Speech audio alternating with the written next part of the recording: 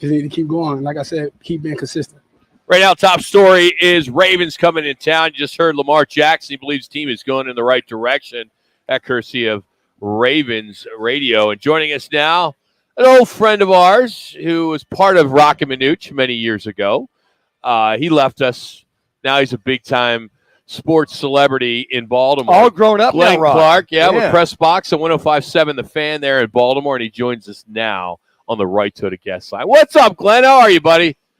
Major celebrity. I'll have the surf and turf. You know me, big-time star. What's going on, boys? Well, I felt bad. I felt bad that I had to big league you yesterday. You asked me to come on your show last night, and I'm like hosting an event, and I had been partaking in some beverages. I would have been a big Ravens fan probably. So that would have been actually a great moment. I'm kind of regretting the fact that we didn't do that. Yeah. Well, it was good to catch up with our buddy Mike Gross. I haven't talked to him in a long time, and I talked to Minuch. I just realized how it is now, Rock. Like you're just leaving all of your underlings out for me. Like, this is the way it's going to go. Like, I'm the star. You can talk to Minuch. You can talk to Gross. I'm too big for that. No, here's the main reason. I pass a lot of this stuff off to Minuch. I'm not a Cardinals fan, and you're calling to get a Cardinals perspective. I mean, we were asked to do a podcast on the Cardinals. And we're not Homer Radio. I mean, you go down the dial for that. That's why it's like when I get called to go on, like I'll talk Diamondbacks and Suns all day. But when it comes to the Cardinals, we do better when they lose. Our ratings go up when they lose. So it's difficult for me to do those hits. Rock, how was this week and the last couple of weeks for you with the Diamondbacks and the Phillies, though? Like, how did you handle that? It's a win-win. Because it's a win-win. Because if the Phillies win, I can wear all my red. You know, if the Diamondbacks win, which is great for business, you know my business model, Glenn. It's great. Yeah. So you can't lose. Plus, this city needs a winner bad. Philly, we've been there multiple times. We've won Super Bowls and we've won all kinds of stuff. So I'm okay with it. But it was bittersweet. So hey, I can respect that. You guys know I still love the Suns, the Coyotes for my time out there. We didn't have teams here growing up, so it was easy to adopt them. But I don't know. I'm rooting for you guys in the World Series. Like, the Diamondbacks always treated me well when I was hanging out with you, so I got love for that. Glenn Clark joining us here on Rock and Minuch with Jimmy B. All right, what has been the change, the turn from a very quiet offseason, at least relatively speaking, outside of Baltimore for us about the Ravens? Now it's like the national media is now starting to talk about the Ravens. What is it that has really kind of made him turn the corner there? Rock, I think we needed to see what the offense would look like under Todd Monken. There was so much made of this being I think the way they ran the offense made people question what Lamar Jackson was as a quarterback. When all of the peripheral numbers would tell you Lamar Jackson was an incredible passer. They just didn't ask him to do it all that much for whatever reason. But when you actually look at the numbers, Lamar Jackson was a really good thrower of the football. The beginning of his career, he wasn't great outside the numbers, but even that improved in year 2, year 3. He's a really good passer. He just didn't do it a lot. And I think it led to a lot of the national media sort of disrespecting Lamar Jackson or not taking him seriously enough as a passer. Now they make the switch. They're not going to run the ball, predominantly anymore with Greg Roman gone. Todd Monken comes in. And you're starting to see, clearly last week it's one of the greatest performances we've ever seen in the history of this franchise.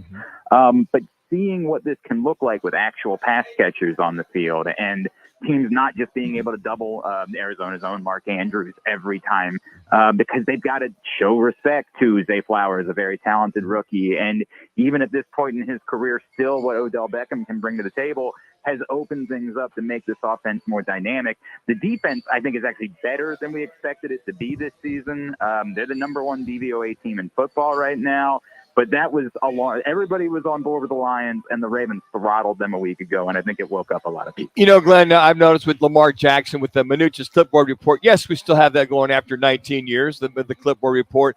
With those receivers you talked about and having Andrews and the other kid at tight end, he's reading the entire field. It seemed like before he'd come off a read, and if it wasn't there, he'd either check down or he'd run.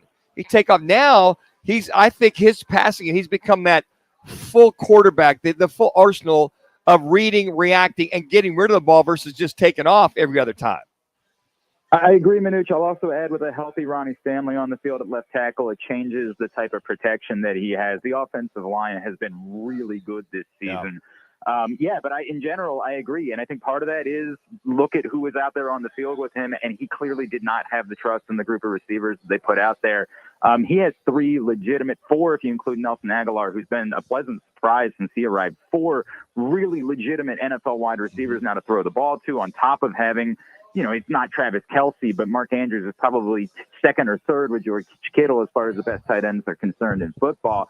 This is a group of pass catchers that he has extraordinary trust in. And I've used the term symphony director a couple of times this season. He has a control of this offense unlike anything I have ever seen from him before. He's been very good. This is next level type of stuff that we've seen from Lamar this season. Glenn, it's Jimmy B. I have a affinity for Baltimore because I worked there in the mid-'80s at WJZ TV. I was their sportscaster and stood out in the snowstorm. Was John Buren there at the time? Is that who you worked with, Jimmy? No, Lou Tilley was there at the time. Okay. All right. And Jerry. You weren't born yet, Glenn. Yeah, you weren't even alive. Jimmy's old school, man.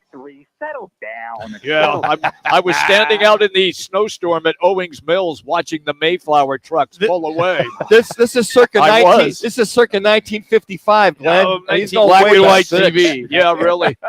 So my question is, Glenn, there's so much talk about the trading deadline and names are being tossed around, and it seems to be the major topic of conversation that Baltimore is going to be really good if they could get a top-flight running back. Is that in the cards or not? We heard reports this week that they are in the mix for Derrick Henry. I don't know if that's the perfect fit exactly. I don't know. I hate saying this because this is Derrick Henry we're talking about. I don't know how much better he is than Gus Edwards at this point in his career.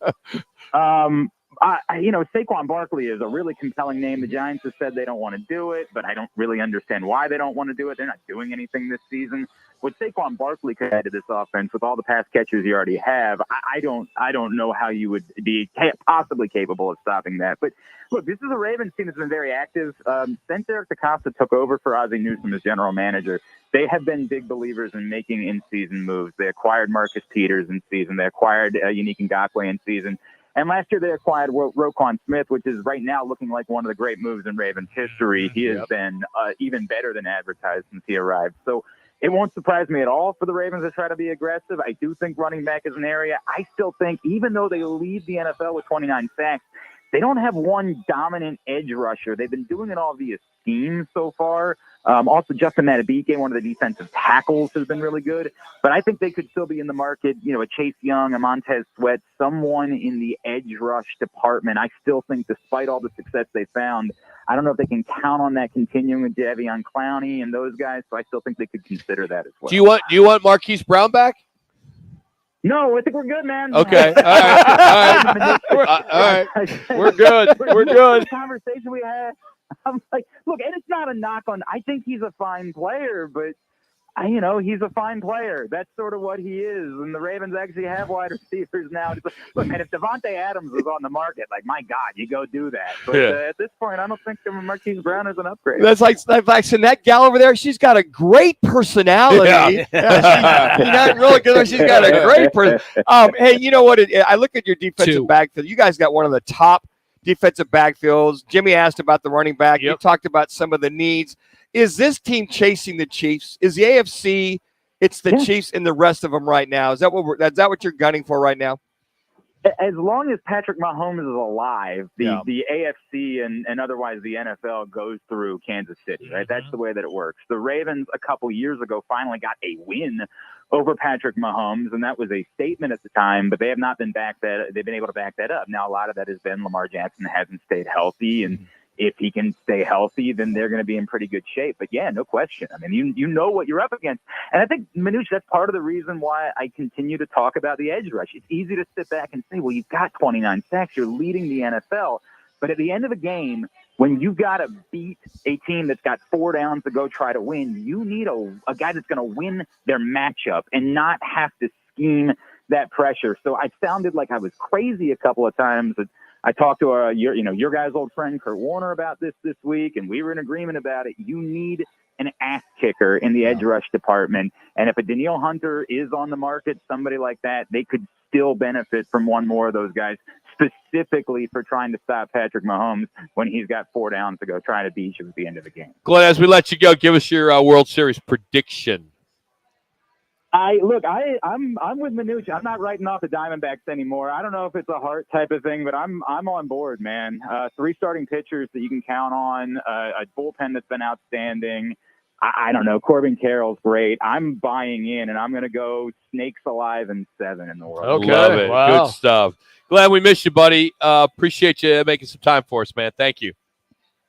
Love you guys. Always appreciate you. Let's talk soon, all right? Follow him at Glenn Clark Radio, part of the Plush Box, and 105.7 The Fan there in Baltimore. Glenn Clark used to